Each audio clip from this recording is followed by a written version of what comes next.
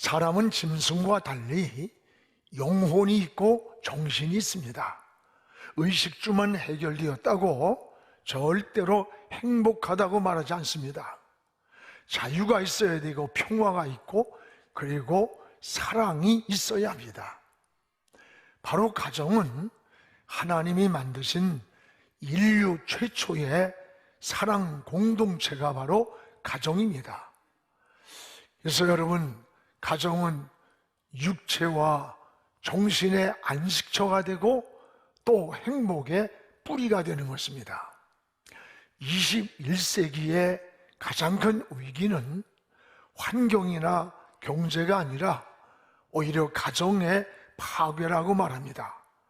함께 사는 공동체 속에 기쁨이 있고 행복이 있고 즐거움이 있어야 합니다. 함께 고통을 나누고 또 사랑을 나누는 공동체가 바로 가정입니다. 그런데 행복이라고 하는 이것은 저절로 이루어지는 그런 산물이 아닙니다. 우리가 만들어가고 창조해가야 합니다. 마치 조각가가 조각품을 만들기 위해서 정으로 정성껏 다듬는 것처럼 오늘 우리의 신앙의 아름다운 가정도 마찬가지입니다.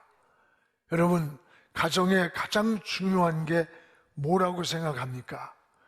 관계의 회복이라고 저는 생각합니다. 부모 관계, 또 자식 관계, 형제 관계, 부부 관계 등 이 관계가 잘 맺어질 때 행복한 가정이 되고, 반면에 이런 관계가 막히고 뒤틀릴 때 불행이 시작이 되는 겁니다. 성경의 야곱의 가정을 보십시오. 형제간의 이 뒤틀린 관계로 인해서 형 에서는 분노하면서 자기 동생을 죽이려고 20년 동안 400인의 군세를 거늘고 칼을 품고 세월을 낭비했습니다. 또 야곱이를 보세요. 성공하고 많은 것을 가지고 돌아오는 것 같았지만 불안과 두려움에 떨고 있는 이런 모습을 보게 됩니다. 왜 그렇습니까? 관계가 뒤틀렸기 때문에 그래요. 이 관계 회복이 중요합니다. 사람과 사람이 관계를 잘 맺으면 역사가 일어나고, 또 사람이 하나님과의 관계를 잘 맺을 때 기적을 이룬다고 하는 어느 방송국의 슬로건에 굉장히 마음이 감동을 받았습니다. 하나님의 창조 질서 속에 바로 이런 바른 관계가 회복이 되는 거예요.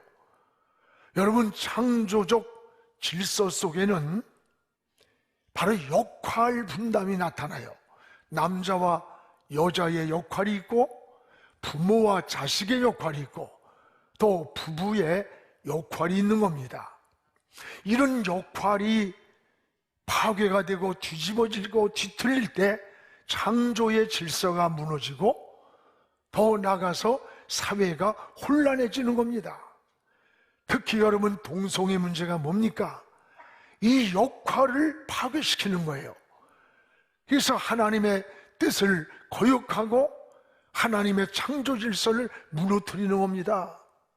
요즘 정부에서 우수 도서로 추천한 어린 아이들에게 이 동성애를 옹호하는 책을 냈어요. 또 초등학교 1학년부터 4학년까지의 어린 아이들에게 뭐라고 하느냐, 원하는 대로 사랑할 수 있는 권리가 있다. 그리고 내가 원할 때 아이를 가질 수 있는 권리가 있다는 거예요. 여러분, 그리고 두 남성 커플을 만들어 놓고, 그리고 아이를 가지고 있는 걸 가족 구성원으로, 엄마와 아빠와 자녀가 아니라 남자가 하나는 더 톡수연남, 저 인간이 남자가 되겠죠? 저쪽의 남자는 여자 역할을 하겠지?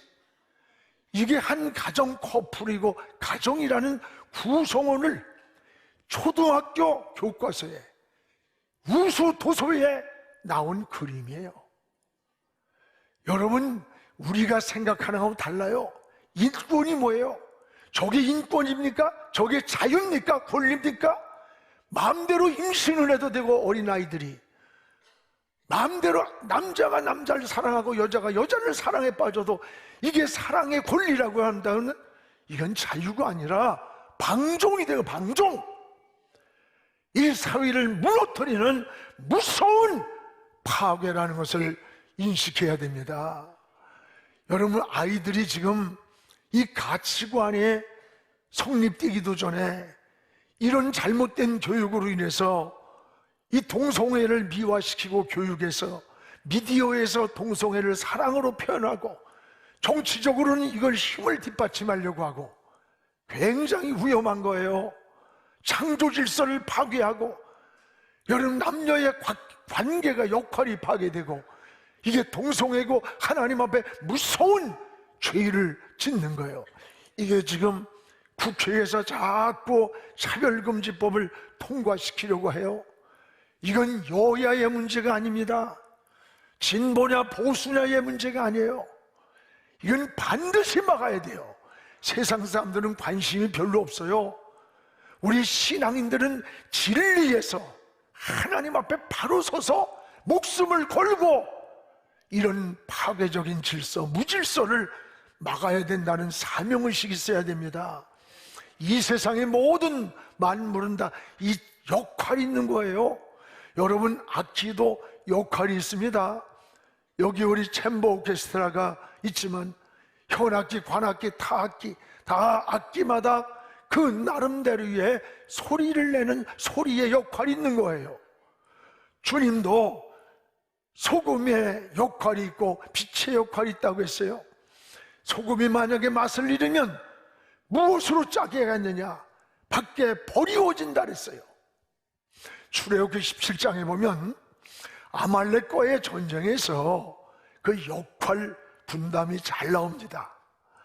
모세는 하나님을 향해서 손을 드는 역할을 합니다.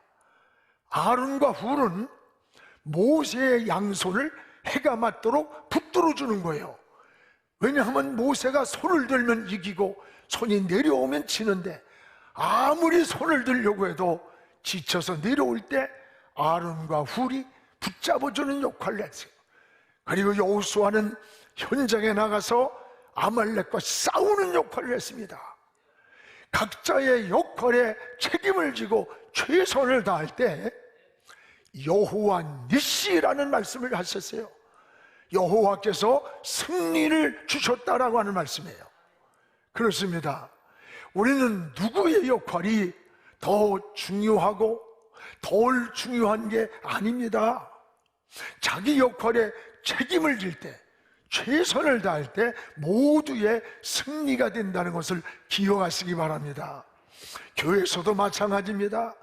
어떤 직분을 내가 맡았든지 여러분, 자기 맡은 공동체에서 최선을 다하고 충성을 다할 때 하나님의 나라가 이루어지게 되는 거예요.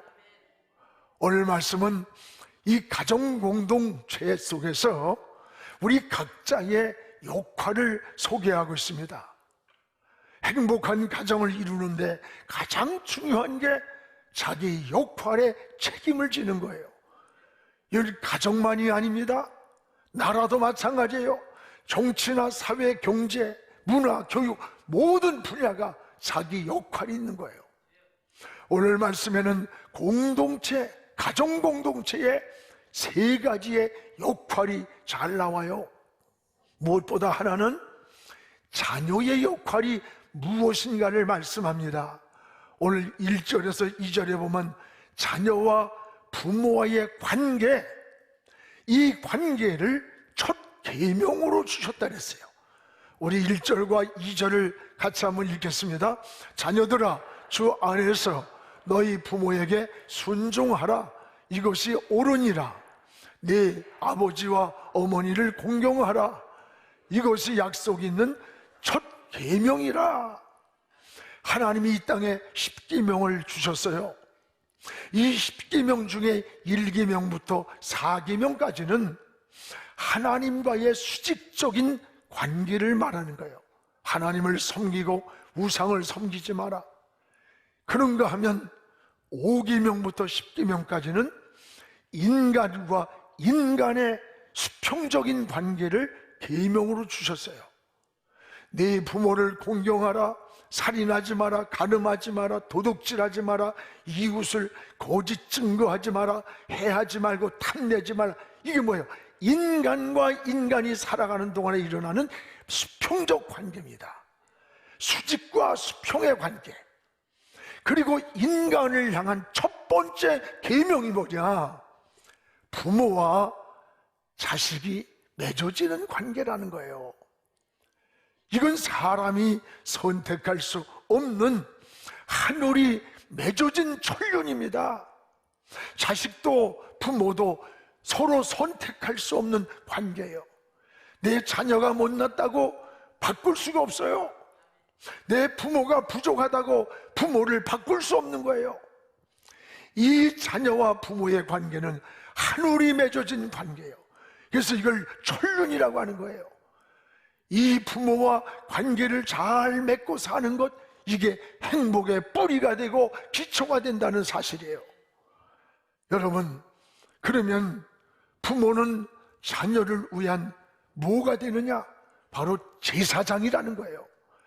부모가 된 여러분들은 자녀들을 향한 제사장이라는 것을 기억하시기 바랍니다.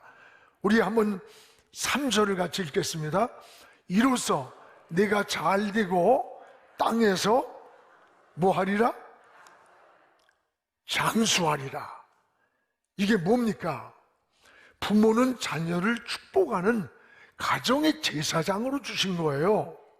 성경에는 축복하는 분이 셋이 나와요. 하나는 생명의 근원이신 하나님이 우리 인간에게 직접 복을 줍니다. 또 하나는 기름 부음 받은 제사장들을 통해서 백성들을 축복하셨습니다.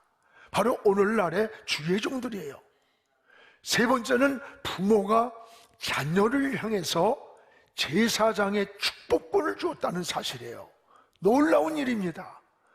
성경에 아브라함이 이삭을 축복하고 이삭이 야곱을 축복하고 야곱이 요셉을 축복하는 대로 이루어지는 거예요. 여러분, 에서가 아버지의 축복권을 빼앗기고 막 통곡을 하는 거야. 왜? 아버지가 축복하는 대로 이루어지는 제사장적 축복을 알았기 때문에.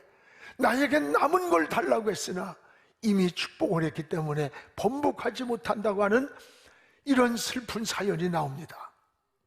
여러분들이 바로 가정의 제사장이에요. 여러분의 자녀를 향해서 믿음으로 손을 들고 축복해 주시기 바랍니다. 여러분의 가정을 축복하세요. 부모를 여러분 가정의 제사장으로 하나님이 세우셨기 때문이라는 사실입니다. 저는 우리 아이들에게 해준 게 별로 없어요. 그러나 새벽 기도를 갔다 오면 집사람이나 저나 어렸을 때에 매일같이 그들 머리에 축복해 줬어요. 지금도 그들은 고백을 해요. 새벽마다 와서 엄마가 아빠가 손 얹고 기도해 주는 이 축복으로 사람을 붙여주고 때를 붙여주시고 이 삭막한 세상을 살아가는데 하나님이 길을 인도하시고 선악을 분별하지 못하고 흔들릴 때 하나님이 붙들어 주더라는 거예요. 여러분들은 가정의 제사장이요, 자녀들을 향해, 형제를 향해, 가정을 향해 마음껏 축복하는 제사장의 역할을 잘 감당할 수 있기를 축복합니다. 오늘은 그러면 자녀가 해야 할 역할, 우리들이 자녀들은 무슨 역할을 해야 되느냐? 하나님이 명령한 대로 네 부모를 공경하라. 공경, 잘 섬겨라. 그러면 하나님이 내게 준 그 땅이 우리 삶의 현장에서 네 생명이 길고 복을 누리리란 약속이에요. 기독교는 효도의 종교입니다.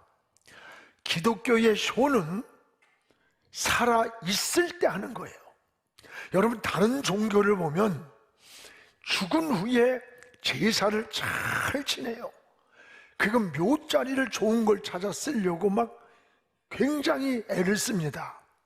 그러나 기독교는 살아있을 때 하는 거예요.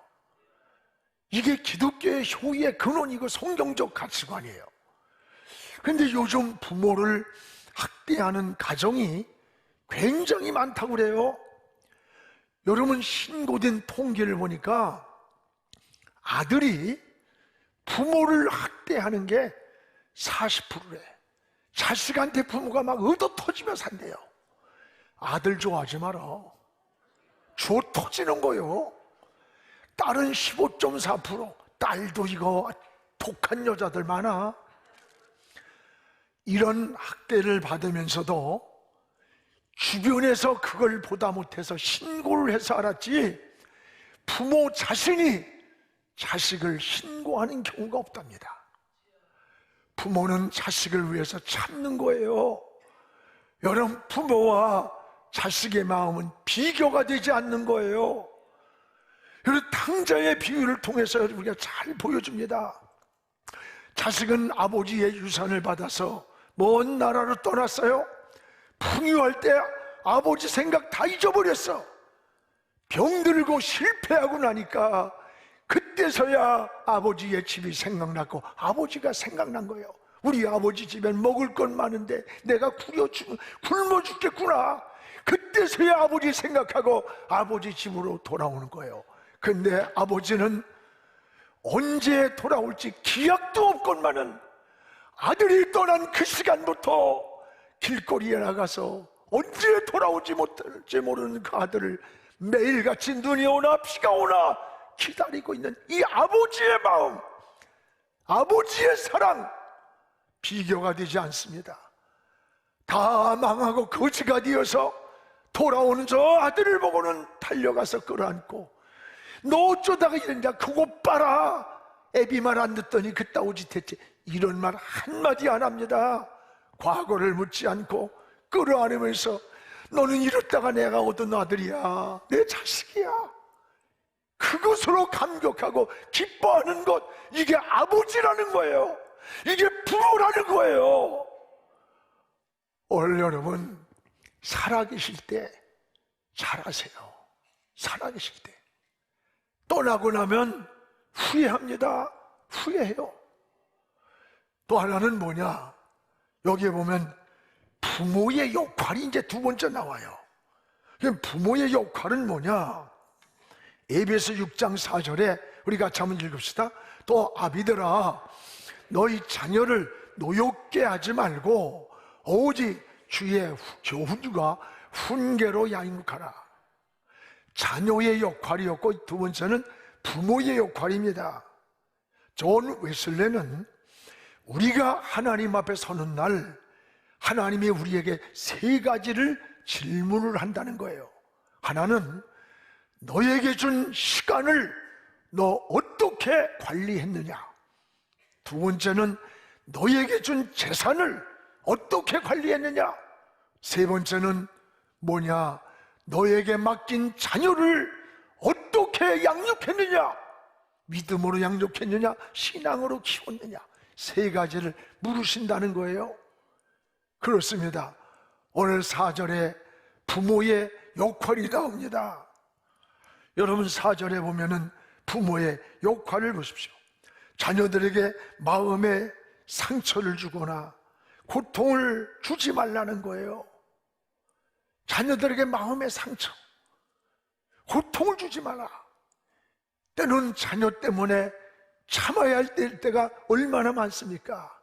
솔직히 우리끼리 얘기지만 자식 새끼가 없으면 벌써 저런 인간하고 안 살았지, 사람하고 살았지. 여러분, 자녀가 매개체가 되고 자녀 까닭에 참았고 인내했던 게 얼마나 많아요.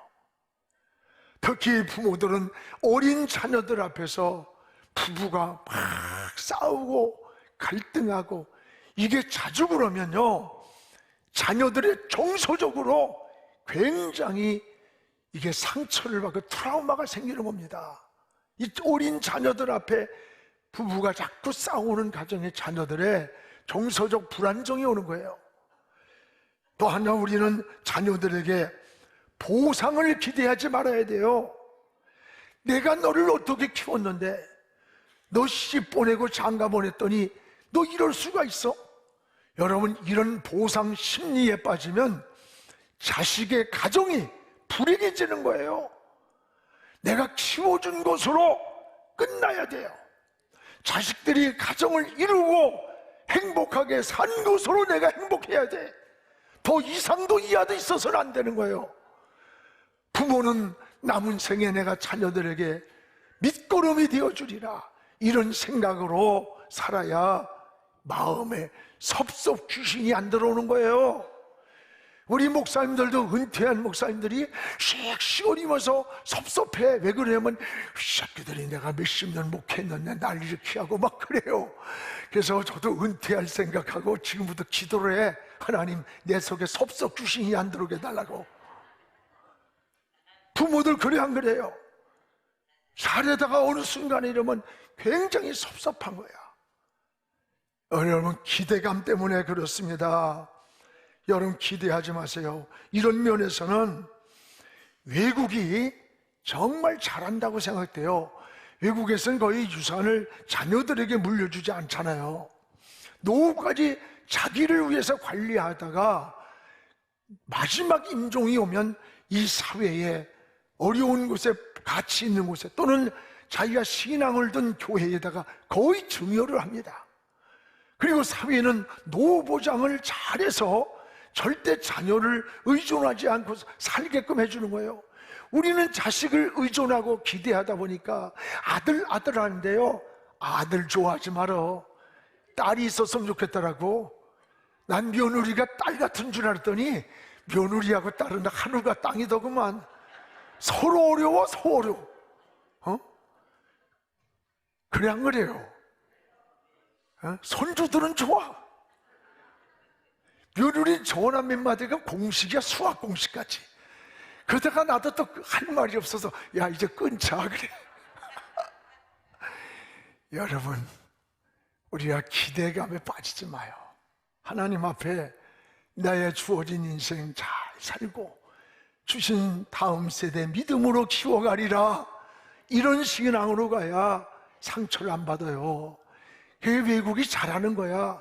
우리나라도 많이 변해가는데, 여러분, 부모는 자식들을 교육시키고 양육해 준 것으로 보람을 찾고 보상을 기대하지 않아야 부모나 자식이나 서로 상처를 받지 않는 거예요. 이게 우리의 지혜입니다. 또 하나, 부모는 자녀에게 신앙을 물려주라는 거예요. 오늘 4절의 끝부분에 이런 말씀 나와요. 아비들아, 자녀를 노엽게 할 뿐 아니라 주의 교훈과 훈계로 자식을 양육하라. 이 말이 뭐예요? 신앙을 물려주라는 거예요. 신앙을 떠나서는 성공도 아닙니다. 신앙을 떠난 것은 축복도 아니에요. 여러분들의 자녀들은 신앙을 잘 물려주고 있습니까? 당대에서 신앙이 무너지지 않아야 돼요. 신앙을 잘 계승하는 여러분의 가정 되기를 주님의 이름으로 축복을 합니다. 또 하나는, 이번에는 부부의 역할입니다. 에베소 2장 22절에 24절까지 보면, 5절까지 보면 두 가지가 나요. 하나는 아내가 어떻게 해야 되는가의 역할입니다. 여러분, 22절 우리 같이 한번 읽어봐요. 아내들이여, 자기 남편에게 복종하기를 주님께 하듯 하라. 여러분, 주님께 하듯 하라. 주님을 섬기는 것처럼 남편을 머리로 알고 살아갈 때 스스로 사랑받는 위치가 되는 거예요. 이 부부는 촌수가 없습니다. 무촌이에요. 오늘 헤어지면 남이에요. 남이야. 알아요? 여러분, 예배드리고 끝나고 헤어지면 남이야. 그럼에도 불구하고 가장 중요한 게 부부관계라는 거예요. 부부는 오직 사랑으로 맺어진 관계입니다. 그러므로 가정의 본질이 뭐예요? 어떤 재능, 무슨 소유가 아닙니다. 사랑이에요. 이 부부관계가 행복해야 자녀관계, 부모관계, 시댁관계, 처가관계가 다 평안해지고 좋아지는 거예요. 어떤 이는 효도한다고 자기 부인한테 당신은 없어도 나는 살 수 있어. 그러나 부모 없이는 못 살아.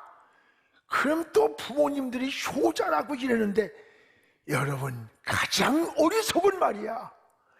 부부 관계가 막히고 뒤틀리는 그 순간에 그 가정이 어떻게 되는 줄 알아요? 다 무너지는 겁니다. 부부 관계가 깨지면요, 자식, 엄마 쪽에 가야 될지 아빠에게 될지 선택해야 돼. 여러분, 처가, 시가 다 깨지고 박살나는 거예요. 뭐가 남아? 마누라가 미운데 뭐가 보고 싶어? 남편이 왼수같이 보이는데 어떻게 치가 식구를 사랑하겠어요? 부부관계가 잘 이루어져야 모든 관계가 조화를 이루는 거예요. 이게 여러분 가장 중요한 게 부부관계입니다. 부부는 둘의 문제가 아닙니다. 자식과 직결되어 있어서요. 가족사와 직결되어 있는 게 부부라는 거예요. 그래서 내 혼자만의 이익을 위해 살 수 없고 어떤 혼자의 쾌락을 위해서 살아갈 수 없는 것이 이 부부의 관계라는 거예요. 사랑하는 우리 영안의 성도 여러분, 가정은 사람이 살아가는 데 있어서 가장 행복한 안식처고 행복의 공동체입니다. 하나님이 주신 모든 축복도 이 가정에서 시작되는 거예요. 인간관계가 가정에서 잘 맺어져야 되는 겁니다. 부모를 잘 섬기고 부부간에 여러분 사랑하고 또 자녀들에겐 신앙을 계승하며 그 유산을 신앙을 물려주는 가정이 희망이 있고 행복 있는 가정이에요. 여러분의 가정이 바로 이런 가정이 되기를 주님의 이름으로 축복합니다. 지금은 선교 헌금 시간입니다. 이 예배를 통해 삶 가운데 은혜와 회복이 충만하시길 간절히 기도합니다.